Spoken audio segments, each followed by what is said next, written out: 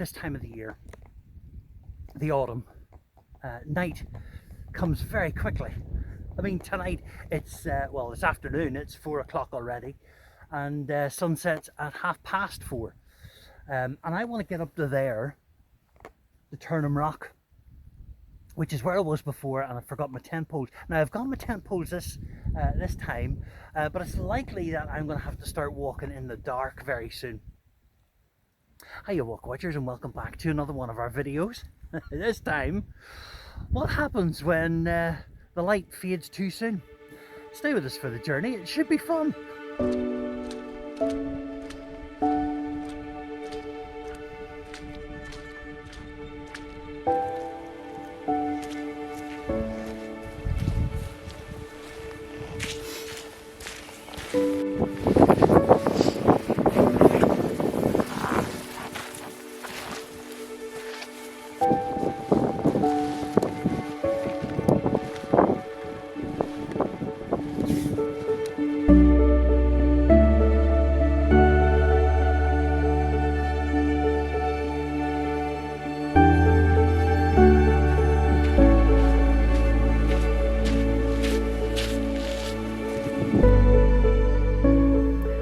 Instinct might be to try and outrun the sunset, try and get up there before it gets dark, and yeah, you can add an inch to your step, but the risk is that you go over in your ankle, or you don't see a hole or whatever. So actually the best thing to do at this stage is to slow it all down.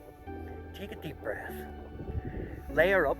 As you can see, I've changed my hat, because obviously when the sun goes down, that's when it starts to get really cold.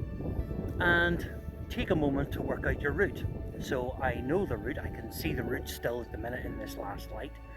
I'm also going to get my torch on, and I'm going to start heading out towards that trail, that path that I can see, and then up onto the top of the mountain at the far end. Your composure is worth more than that 5 minutes of extra daylight on the top of the mountain. So take a breath, stop for a little minute.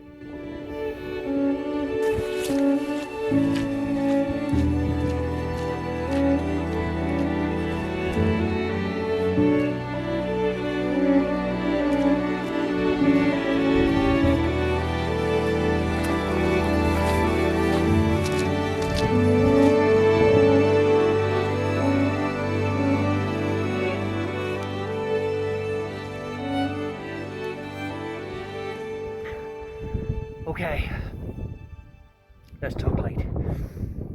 Use it, don't lose it. Now what I mean by that, so a wee minute ago I stopped, I put my head torch on so that I could now see the trail to get up to the mountain top. But I carry 2 torches, or 2 lights with me, because batteries just don't like the cold. And now that the sun has gone, the temperature has now dropped down a wee bit. And I remember on top of Capura with Yule, that our batteries just kept dying so quickly, simply because it was so cold. So get the torch on and start moving, get up there. Now don't rush, because again there's lots of potholes and stuff. But that brings me to my second point. I've changed into my beanie, not only for insulation, but also because when I put the head torch on, it allows the light to get straight down to my feet, whereas my peak on my cap pushes the light out just too far, so I can't see what's happening at my feet, so I could stumble, trip, or even go down a little hole. So yeah, believe it or not, it's 5 o'clock, so I need to get up here and get the tent up and get some food on, because I'm starting to get hungry. It's tea time. Alright, onwards and upwards.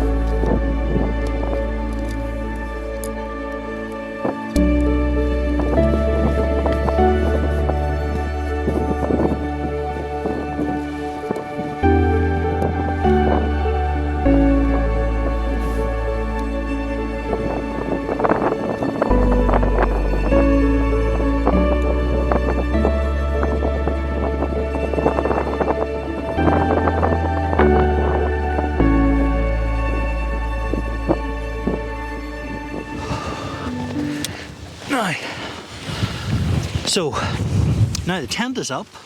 It's just business as usual then, because it's pretty much tea time. It's 5:30, believe it or not, out here.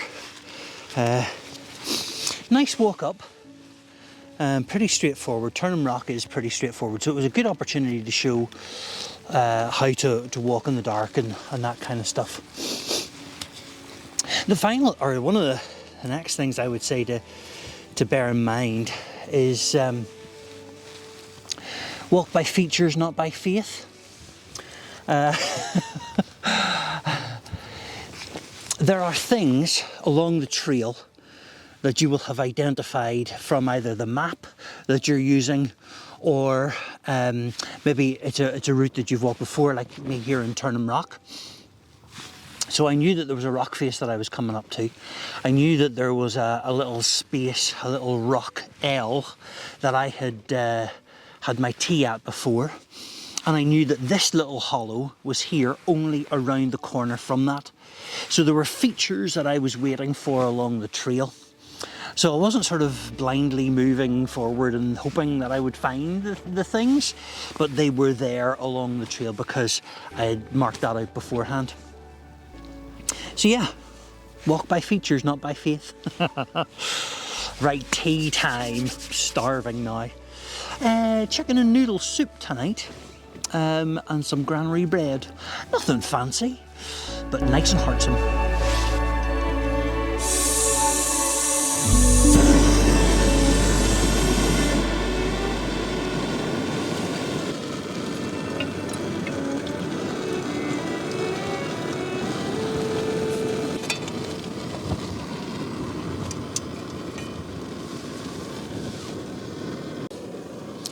Okay, so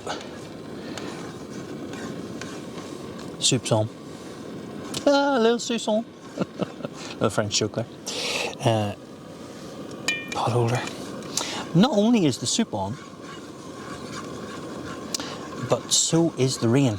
It's not very heavy at the minute. It's just sort of drizzly. Well, light rain you would call it, I think. So, nice to get into the tent. Nice to get the dinner on. I'm using the BRS again, the wee stove. It's great. There's real control with it. Unlike my jet boil, which is either on or off. With this, you can sort of turn it down a little bit, or make it go a little bit hotter. So it's really great. Great, that's coming on nicely.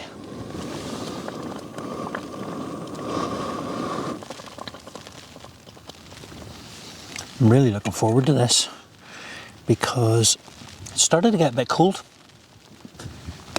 So I'm quite glad that I've got soup, which is nice and warm tonight. So here goes.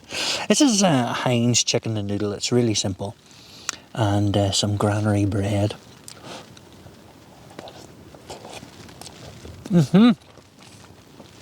Wow, that's really hot.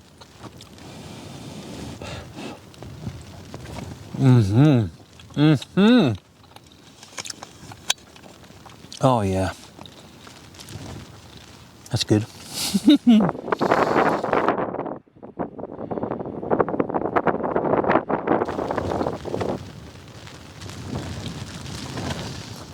didn't see that. Oh. Well, that's the tea done. And that was really great. It's exactly what you need whenever you get into the tent after a night hike like that. Is something hot, something comforting. Something else to think about, you know, the night and the dark tends to amplify everything. You know, it amplifies all the sounds around you. It amplifies the wind. It amplifies your footsteps, or what you think might be footsteps around you. It amplifies your thoughts. And I think the thing for me is, you know, you need to guard your head. You need to make sure that you're guarding those thoughts. Acknowledge them, You know, it's part of being out here. That sort of mental challenge is as much a part of this as the physical getting up a mountain challenge. And what helps is that little bubble of light that's around you from your head torch. You know, it feels safe to have that little bubble of light around you. And then when you get up here, it's great to get into the tent and to get the tea on and get something nice and warm and relax. And then the elements can do what they need to do because you're safe inside. I would also say, you know, on your way up, set yourself little goals. It's good for your mind, it's good for your head, whether it be every 5 minutes, stop and take a breath and make sure you're on the right trail, or, you know, there's the rock, you know, move, you know, between features. Whatever the case, whatever helps your head to get through the dark, I would do that. And then when you get to your destination, whether it be your camp area or whatever, the little spot that you decide on, get your tent up, get into the tent and start your routine, because that also helps your head push back the darkness, push back the dark.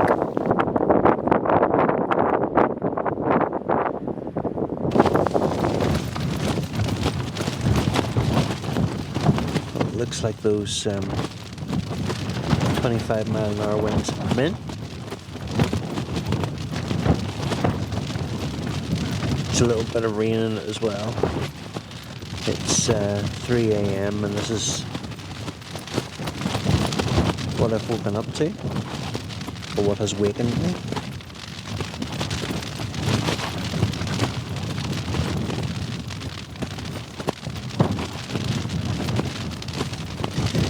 I'm going to try and get another few hours.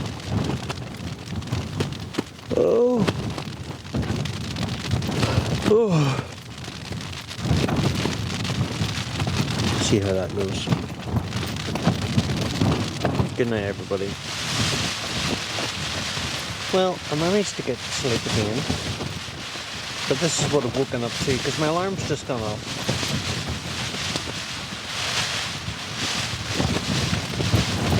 It's going to be fun trying to take the tent down in that. Wow.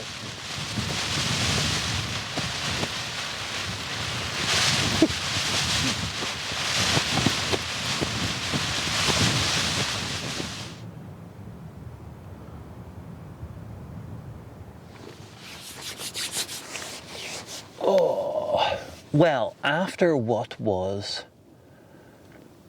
a pretty wild night,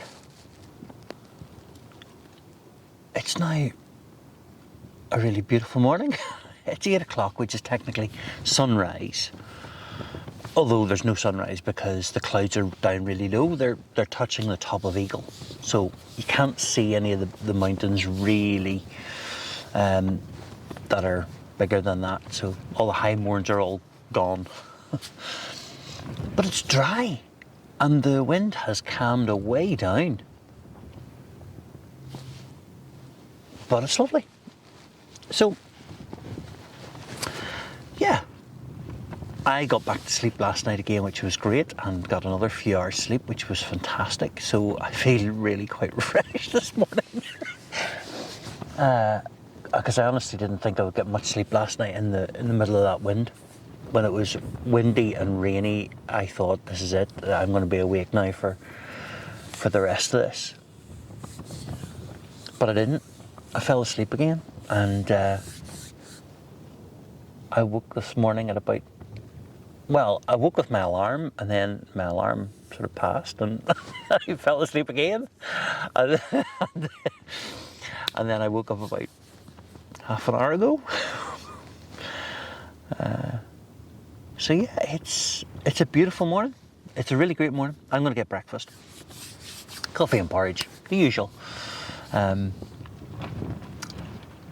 Yeah, and enjoy this scenery at the minute.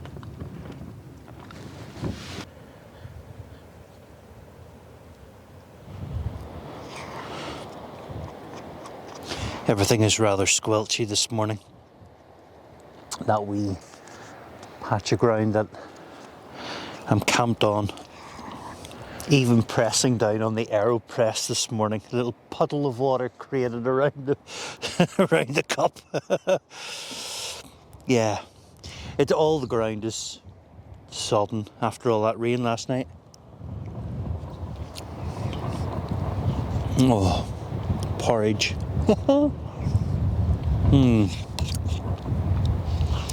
So good. Pierce's castle's gone.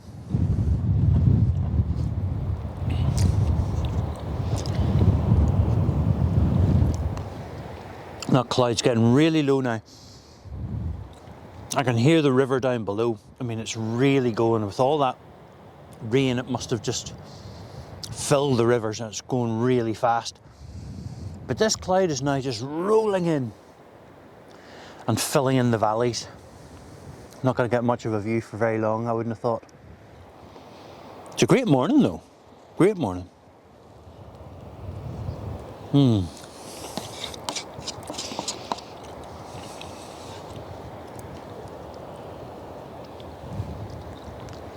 It's relatively calm. There's a breeze coming here from the west. I'd say it's maybe stronger than a breeze, but it's not too bad at all. Keeping the temperature down though.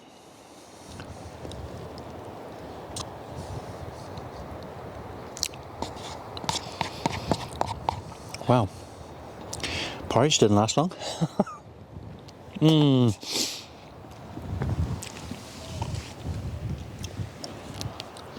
Here comes, ladies and gentlemen, the first sip of coffee. Good morning. Oh, yeah.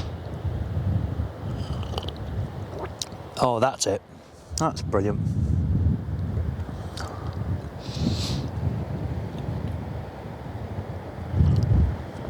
That's fantastic. Well, I am losing my view, for sure. Clouds just rolling in over the top of Turnham Rock here, just rolling down into the valley.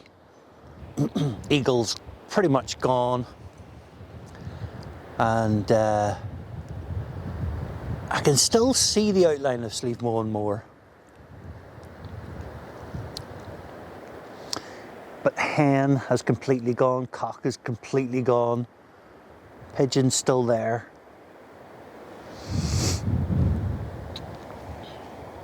This is fantastic. It's a proper autumny day. Like this is what you come into the mountains for in autumn. Big rolling banks of fog and cloud and beautiful sort of rusty orangey colours in the landscape. The colours down here are stunning. Tanking rivers. Oh, that's a great landscape. That's a super autumn landscape, that.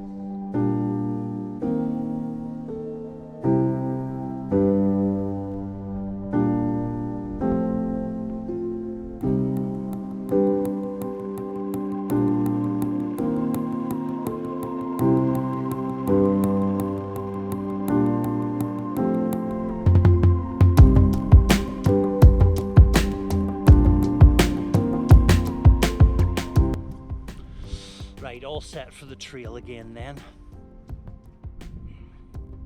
I'm just standing here thinking about, last night's hike up.